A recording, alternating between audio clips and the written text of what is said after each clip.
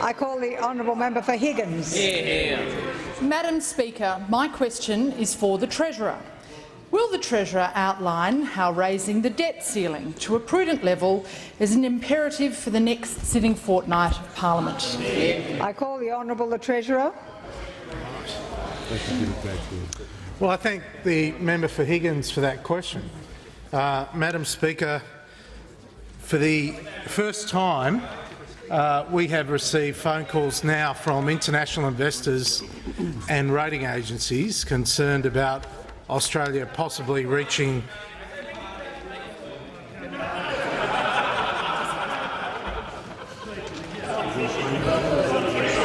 The honourable members on my left have asked a question, will have been asking their questions. Now there's one from the government.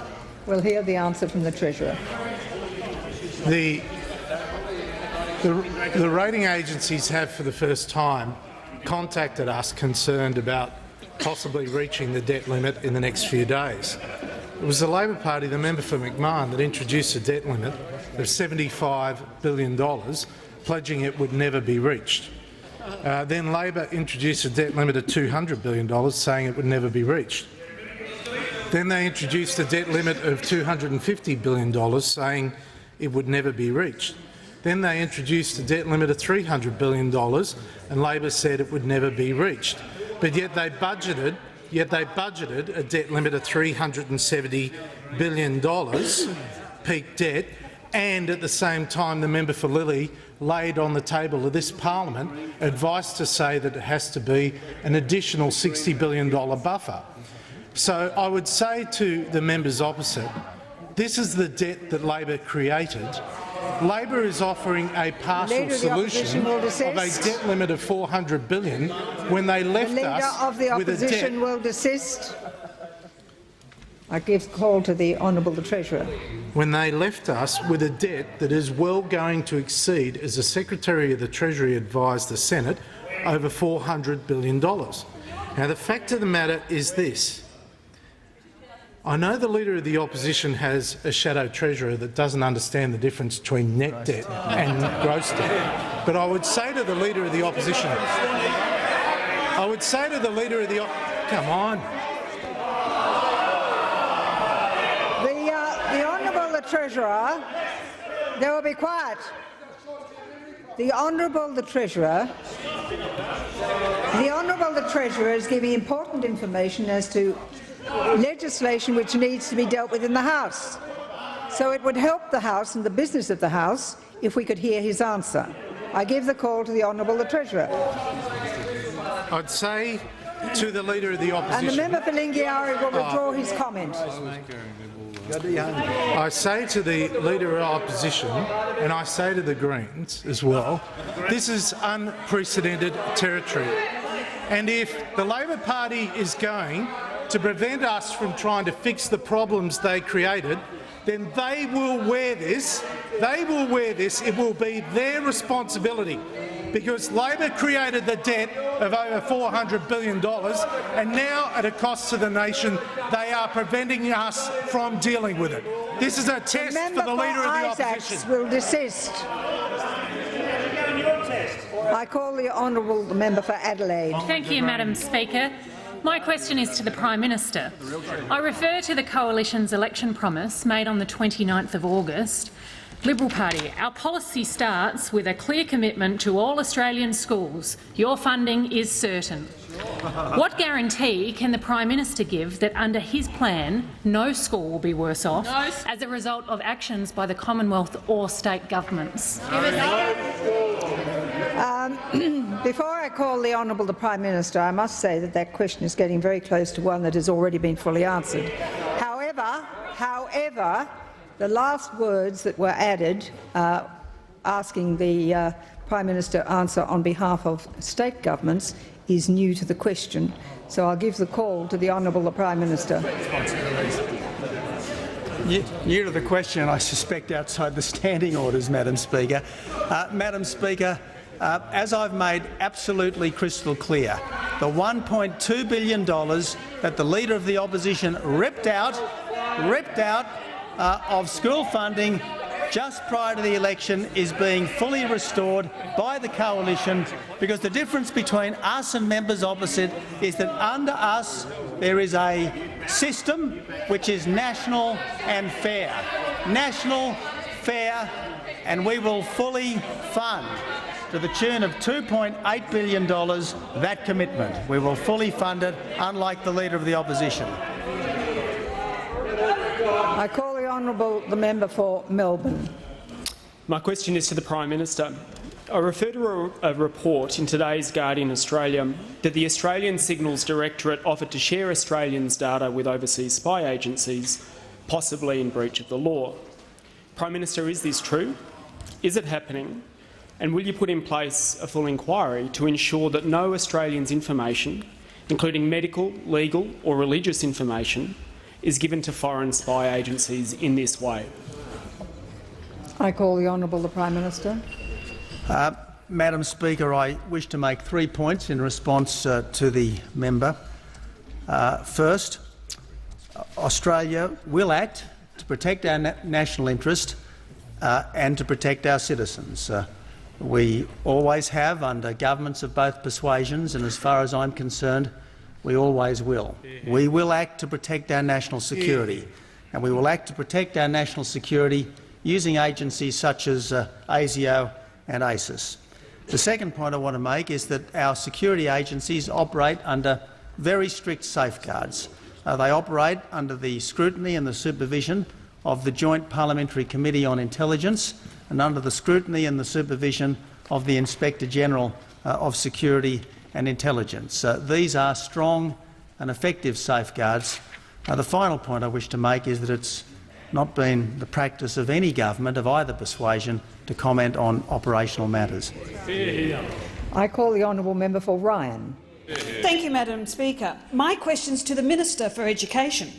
Will the Minister please inform the House how the government is delivering fair funding for students in Queensland, like those at Mitchelton State High School in my electorate of Ryan? And Minister, how does this compare to other approaches?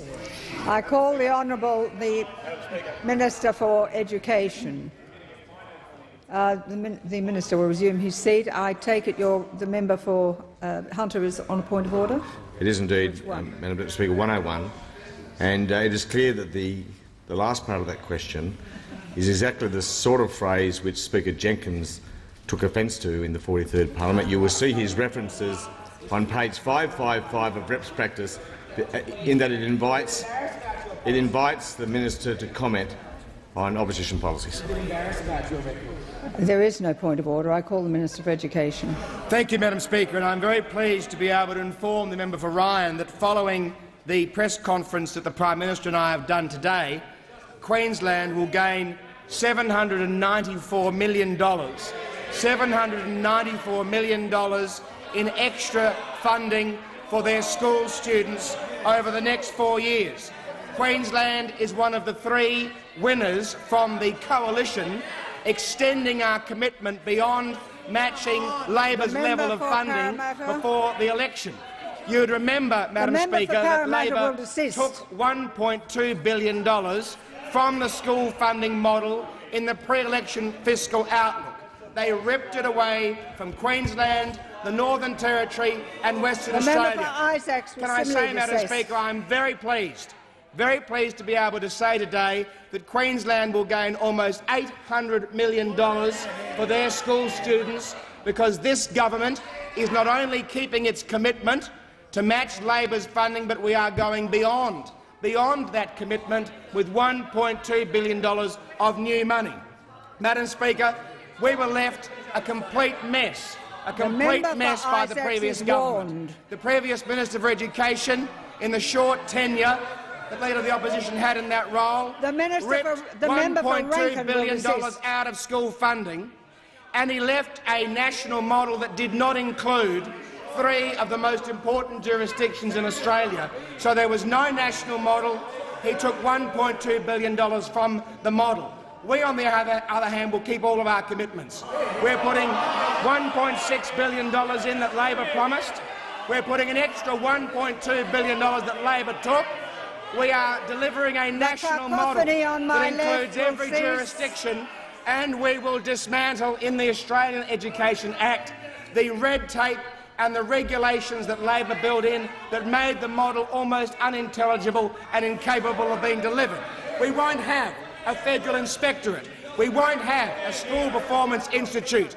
We won't have all the levels of ministerial intervention from Canberra in our state and territory schools, so that we can say with absolute confidence that following this commitment, no school can be worse off because of anything that the Commonwealth does. I call the honourable member for Adelaide. My question is to the Prime Minister. I refer to the Coalition's election promise made on the 29th of August. You can vote Liberal or Labor and you'll get exactly the same amount of funding for your school.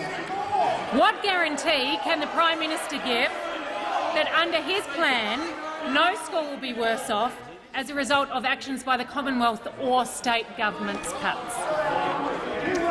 I call the honourable the Prime Minister. Well, we're actually doing better. We're doing better. We're doing better because the money that the Leader of the Opposition ripped out, we are fully putting back. So we are more than keeping our commitments. We will always keep our commitments. In this case, we are doing better than simply keeping our commitments.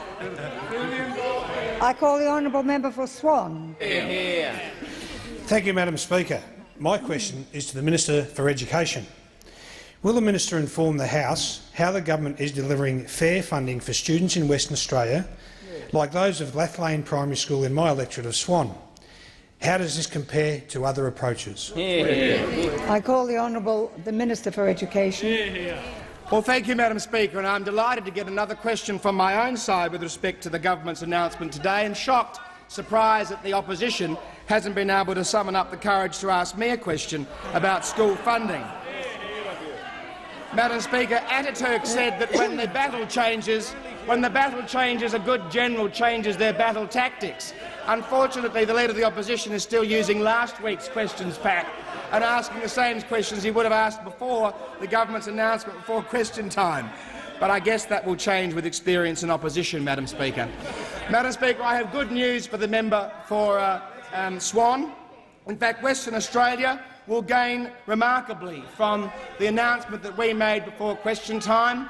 Over the next 4 years, they will gain $120 million more in extra funding that was ripped away by the former Minister for Education, the Leader of the Opposition, before the election.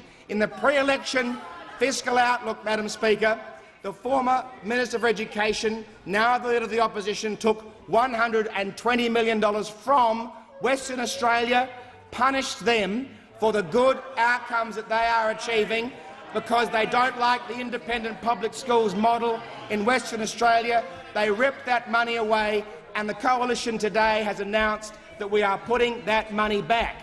Because we want, Madam Speaker, we want the debate to move from this debate about school funding to something that really matters in education beyond school funding, and that is quality and standards, teacher quality, parental engagement, a robust curriculum and more local decision-making. And yes, phonics. And yes, phonics, the member for Ballarat raises phonics. Yes, the Coalition is deeply committed to orthodox teaching methods and phonics, because we actually want students to leave school being able to read and write.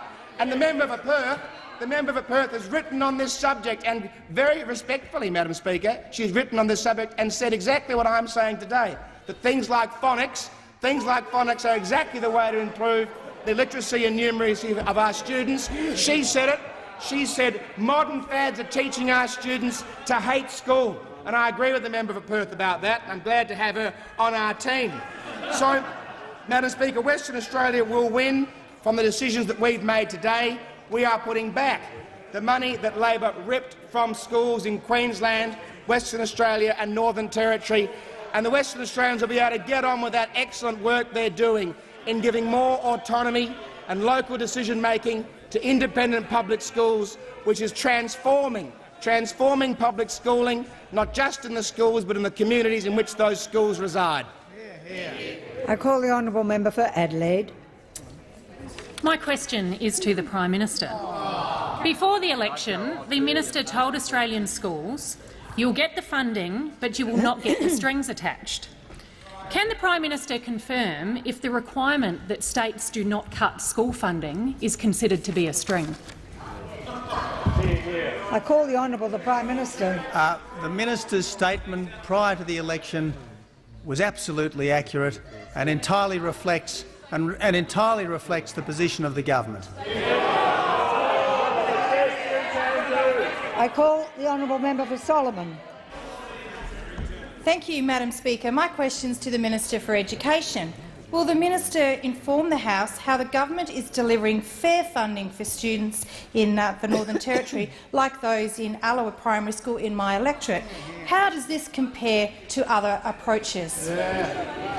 I call the Honourable the Minister for Education. Well, thank you, Madam Speaker, and I'm delighted to get another question, this time from the Northern Territory, about the government's education announcements today, and very surprised that the Labor Party has chosen to ignore the Minister for Education today on such an important day for schools. Because I can tell the member for Solomon that Northern Territory will gain $272 million from today's announcement. $272 million that will flow to Northern Territory schools from 2014, schools that have their own particular challenges, Madam Speaker, to support those students that the Giles government in the Northern Territory is trying to help.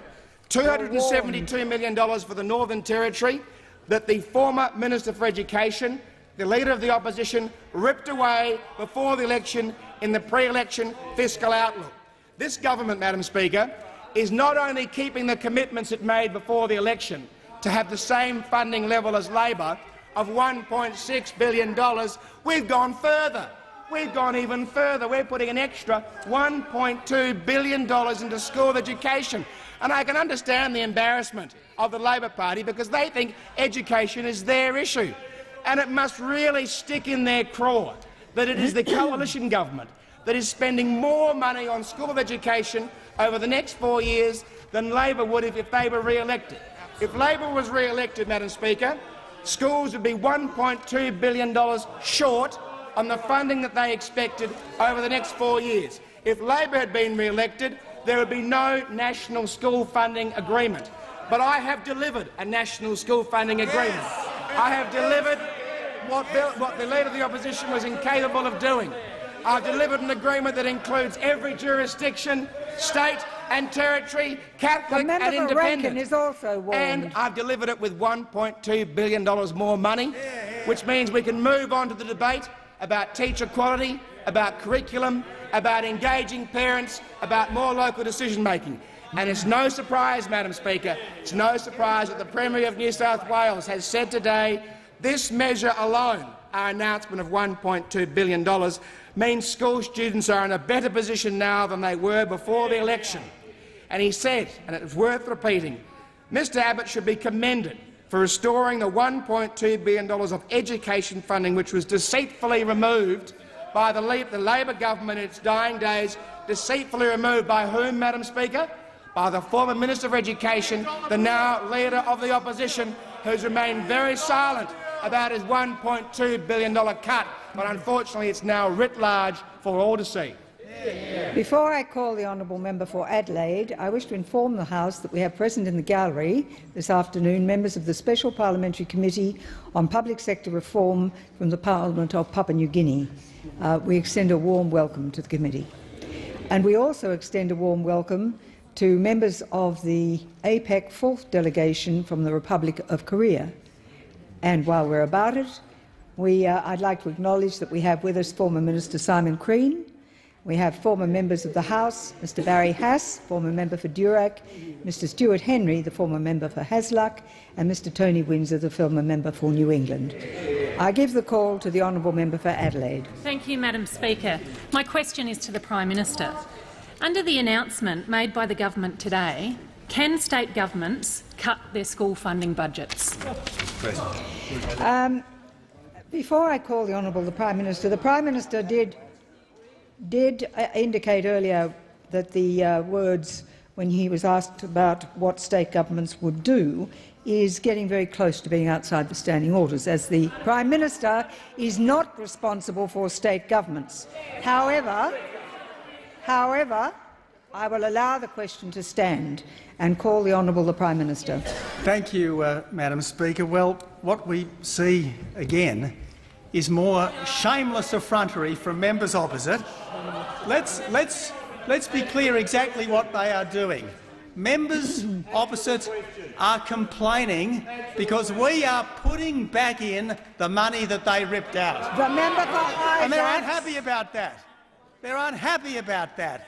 Well, the truth is, Madam Speaker, that the people of Australia can trust us in a way that they could never trust old billion-dollar Bill over there. Oh no, they could never trust old billion-dollar Bill. $1.2 billion ripped out of school funding. And it would assist the House if the Prime Minister would recall that statement about the Leader of the Opposition.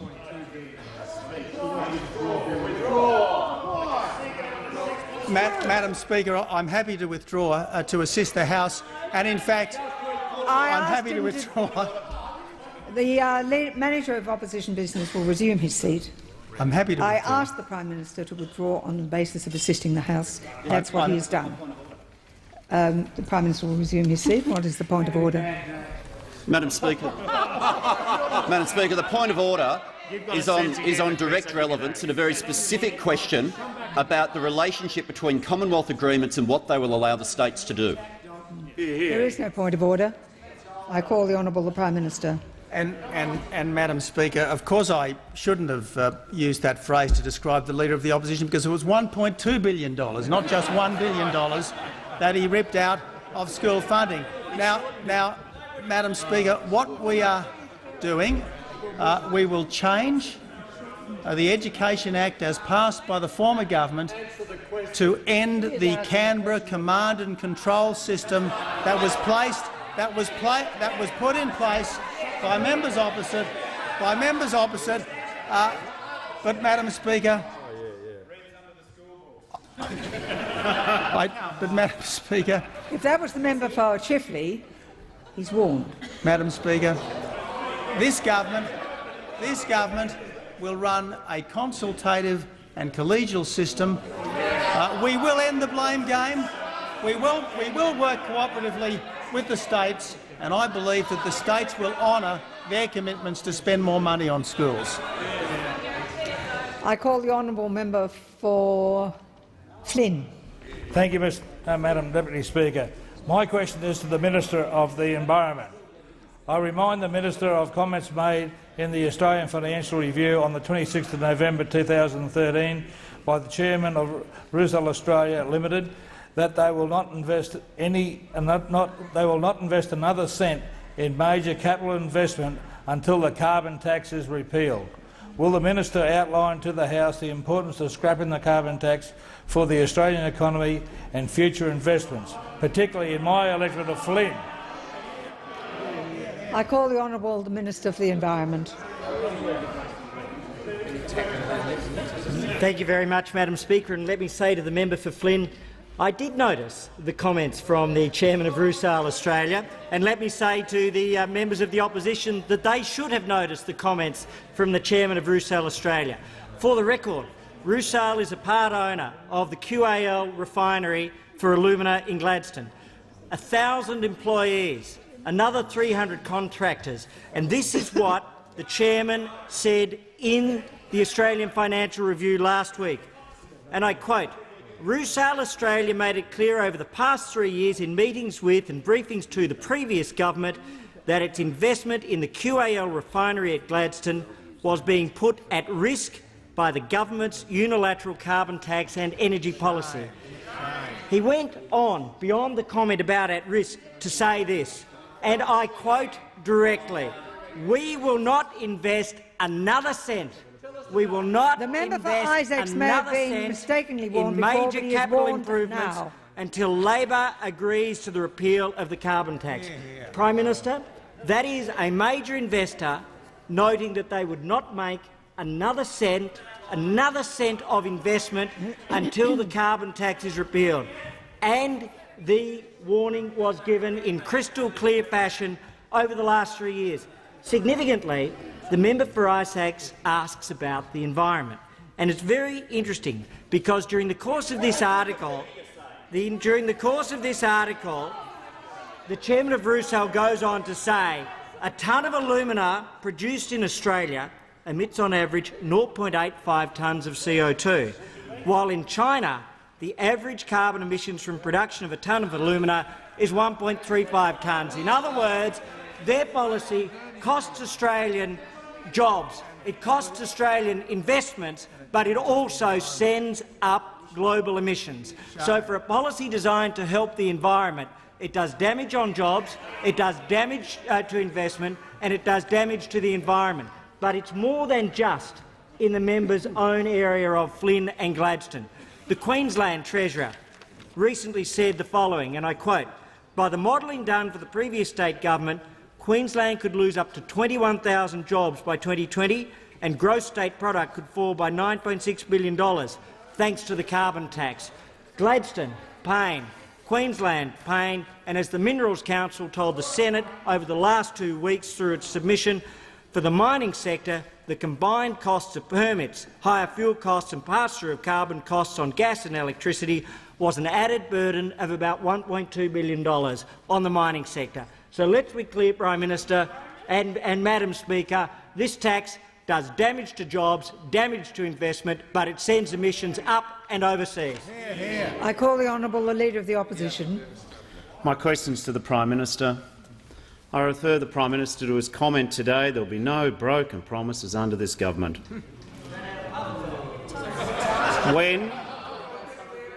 When will the Prime Minister stop lying?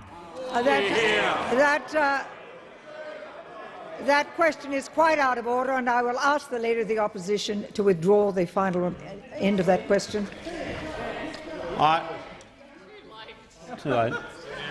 So did you give me the call? I said withdraw the end of that question. It is unparliamentary. I withdraw, and I seek leave to move a motion that this House censures the Prime Minister for breaking his promise to parents and children across Australia that no school would be worth. The Leader of the Opposition will resume his seat. I call the Leader of the House. You're an amateur, mate. Sit down. I'm calling the Leader of the House on a point of order. Bad luck. Madam Speaker, that was an outrageous abuse of the parliament and the standing orders, as you know. The member for Wannon was on his feet, and I would ask you to direct the member for Wannon to ask his question. Otherwise, the Leader of the Opposition has simply got away with a disgraceful behaviour in the parliament. Madam Speaker. I'll hear the Manager of Opposition Business. There are many occasions when someone stands on either a point of order, as the Leader of the House often does, or on this occasion to withdraw, and while they have the call, they are welcome to seek leave for a further matter, which the Leader of the Opposition has quite properly done. I have to say that because of the outrageous statement that was made in your question, I was not looking for anybody else to stand. I took the point of order from the Manager of Leader of the House, and in that kerfuffle I did not see the member for Wannon stand. There is adequate time left in question time, and I'm going to give the call to the member for Wannon.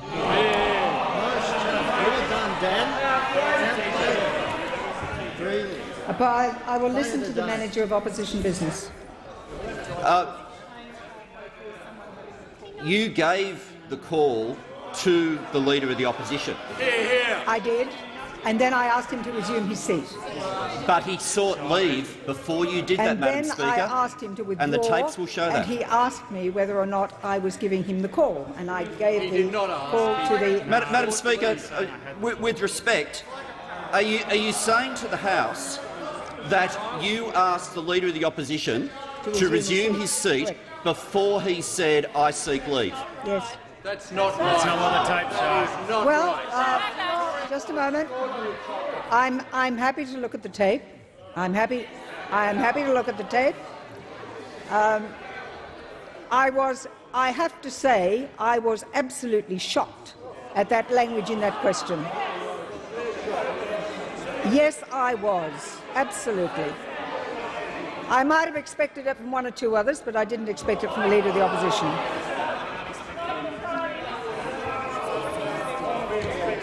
I will listen to the Leader of the House. Madam Speaker, the Leader of the Opposition just made a disgraceful slur against the Speaker. Now, he's perfectly entitled to be unpleasant to the government, as he has been, but not to the chair, and I'd ask him to show that he's a gentleman and withdraw it. I'll give the call to the Leader of the Opposition for his conscience. I am increasingly grateful, Madam Speaker, for your mentorship. I withdraw. I think we will listen to the tape subsequently, but for the moment we'll hear from the member for Wannon. Thank you, Madam Speaker, and thank you for the call. My question is to the Minister for Immigration and Border Protection. Will the minister update the House on the progress of implementing the Coalition's commitment to restore temporary protection visas and what threats there may be to the implementation of the government's plan to end people smuggling? I give the call to the honourable. The minister will resume his seat. The member for Hunter has the call. Madam Speaker, 3 of the last 4 questions coming from the government benches have contained a tail phrase which Speaker Harry Jenkins would have ruled out of order. I refer you again. Well, this has become serial now. It's a tactic on behalf of the government that Speaker Jenkins would not allow, and I ask you to look at page 55. The member will resume his seat. If the member for Hunter cared to go through the precedents of the way various speakers have ruled on those questions, he would find that there are a variety of rulings. I have said there is no point of order, and I call the Minister for Immigration and Border Patrol. Thank you, Madam Speaker. This government will never honour the promises of people smugglers, because what people smugglers promise, Madam Speaker, is permanent residence in Australia, and it doesn't matter whether that promise was made 3 years ago or 3 days ago. This government will never honour the promise of a people smuggler, and that is why, Madam Speaker, that is why this government has honoured its commitment to restore temporary protection visas. We moved swiftly to do that, Madam Speaker, and on the 10th of October they came back into being. And that happened, Madam Speaker, because 5 years ago and more the previous government abolished temporary protection visas. And we know what happened after August of 2008 when they abolished temporary protection visas. We know that 50,000 people and more turned up illegally on boats. And we also know, and I draw this, Madam Speaker, particularly to the attention of the Leader of the Opposition, who's had a bit to say today about the impact of temporary protection visas on children getting on boats. The Leader of the Opposition might like to know that when more than 50,000 people turned up illegally on boats, that included more than 8,000 children, more than 8,000 children after they abolished temporary protection visas. Because when you say you're going to honour the promise of a people smuggler, Madam Speaker, what happens is people come, and they come, and they come, as they did in the hundreds and they did in the thousands and the tens of thousands, with over 800 boats under the previous government. So, Madam Speaker, we have taken action to restore temporary protection visas. And what the opposition might like to know is, since we've done that, 181 people who are sitting in the community on bridging visas, who are waiting around for a permanent protection visa from the previous government, have decided to go home. They've decided to leave because there's no point hanging around for a temporary protection visa, because you won't get what the people smugglers promised you to do. But this afternoon, Madam Speaker, the opposition will be tested, because in the Senate they will have to vote on whether they're going to join the Greens yet again to disallow the introduction of temporary protection visas. So, Madam Speaker, what we have to understand is, will they make the same mistake again? The same mistake that led to more than 1,100 deaths, are they going to join with the Greens? Or should they take the advice of former Senator Carr, who said one piece of advice to the ALP was there for to be no daylight between Tony Abbott and Labor on irregular immigration? Maybe they thought Senator Carr was referring to Christine Milne or the real Shadow Minister for Immigration, Senator Hanson-Young, because this afternoon the Greens and the Labor Party will combine together to repeat history and to try and deny this government its election mandate for temporary protection visas to be back in business. I call the Leader of the Opposition. I seek leave to move a motion that this House censures the Prime Minister for breaking his promise to parents and children across Australia that no school will be worse off under his government. Is leave granted? Leave is not granted. Leave is not granted. I call the Leader of the Opposition. I move that so much of standing and sessional orders be suspended as would prevent the Leader of the Opposition from moving the following motion forthwith: that this House censures the Prime Minister for breaking his promise to parents and children across Australia, and that no school will be worse off under his government. Keep going. Those opposite dislike being told that they've broken promises. But I can tell you something. Australians dislike being told the promises that they were told by the Coalition on Education before the election. I would remind the Leader of the Opposition that this is a suspension motion, and what he has to establish is suspension, and speak to the suspension. Madam Speaker, I remain in constant gratitude for your counsel. Standing orders must be suspended. I'm grateful that you are grateful, and perhaps you would like to demonstrate that you're grateful. I will endeavour to do my best, Madam Speaker. Standing orders must be suspended because Australians dislike being told the promises about the educational opportunities for their children in the schools of Australia are then broken after an election. What a circus this last few weeks in education history in Australia has been. We know, and every fair-minded observer knows, that for the last 3 years, those opposite, when they were in opposition, didn't want to have a bar of reforming education. We know that those opposite were not interested in changing to needs-based funding. We know there was the mindless opposition of those opposite who said that, I think they said that Gonski was a Konski. In fact, they said that not last year, not the year before. They said that on August the 1st and the morning of August the 2nd this year. But what someone else must have told them, probably the notorious Mark Textor must have told them, is, do you know what? On education, Labor's actually more credible than those Conservatives. It's Labor who's worked with parents. It's Labor who's worked with educational experts to try and get a better deal. But those opposite are so blinded in their hate of Labor, they are so blinded in their hate of former Prime Minister Gillard, that they were determined to say there's no way that we would ever have the needs-based reforms which Labor introduced.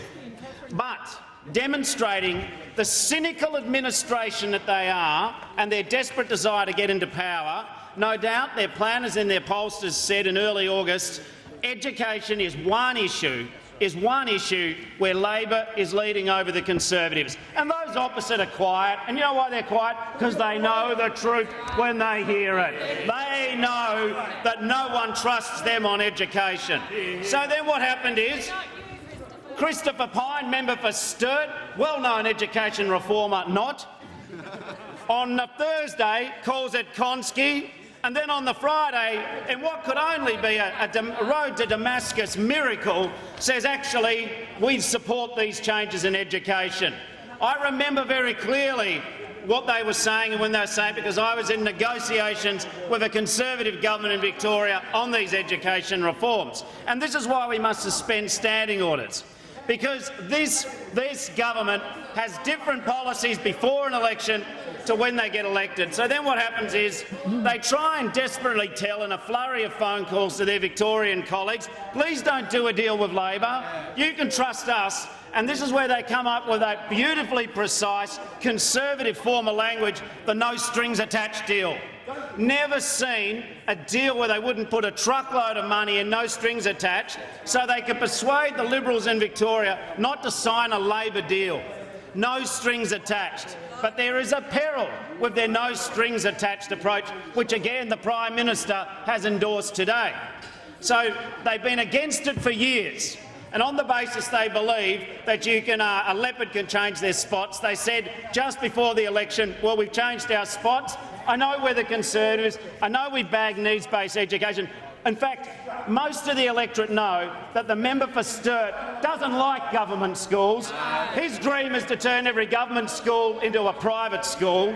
And then what happens is, and this is why we should suspend standing orders, Madam Speaker, is that after the election we start to see that well-known government tactic of the backslide.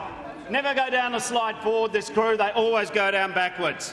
What a circus. And what they've been saying before the election, as much as they try and take down their speeches from the website before the election, let's not talk about what we know. These are golden lines from those. These are golden lines from those opposite. The Prime Minister, we want to end the uncertainty. What a statement of optimism over experience. Uncertainty. These people opposite were boasting today, oh, we've changed our view from yesterday. We've changed our view from yesterday.